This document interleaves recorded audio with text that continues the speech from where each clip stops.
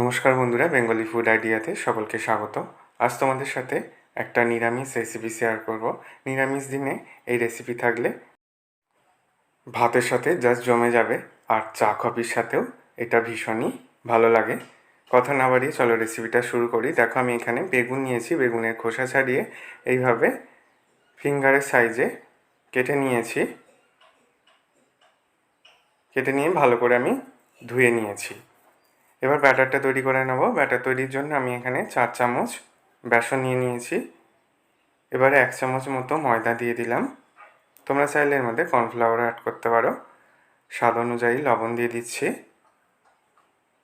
অল্প একটু লঙ্কা গুঁড়ো আর অল্প একটু হলুদ গুঁড়ো অ্যাড করে দিচ্ছি। এবার অল্প অল্প জল দিয়ে ব্যাটারটাকে তৈরি করে নিতে হবে।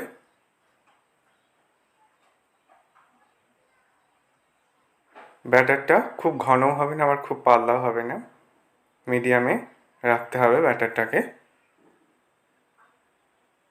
ঠিক যেমন ডিম ফেটালে যেরকম ব্যাটারটা তৈরি হয় সেই অনুযায়ী এই ব্যাটারটাকে তৈরি করতে হবে। দেখো, ব্যাটারটা রেডি করে নিয়েছি। আর এখানে বিস্কুট গুঁড়ো নিয়েছি। প্রথমে বেগুনের ফিঙ্গারটাকে ব্যাটারে ডুবিয়ে তারপর বিস্কুটের মধ্যে ভালো করে কোট করে নিচ্ছি। এইভাবে সবগুলোকে করে নিয়েছি। এবার এটাকে 10 মিনিট রেস্টে রেখে দিয়ে তারপর ভেজে নেব। দেখো, এগুলোকে ভাজার জন্য তেলের মধ্যে দিয়ে দিচ্ছি।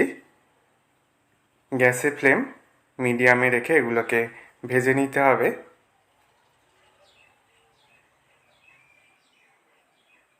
এগুলো এতটাই মুচমুচে হয় যে একবার বাড়িতে ট্রাই না করলে তোমরা বুঝতেই পারবে না ডিম ছাড়াও এত সুন্দর বেগুনের ফিঙ্গার বানিয়ে নেওয়া যায়। একইভাবে সব ফিঙ্গারগুলোকে ভেজে নিয়েছি। তৈরি হয়ে গেছে মুচমুচে বেগুন ফিঙ্গারের রেসিপি।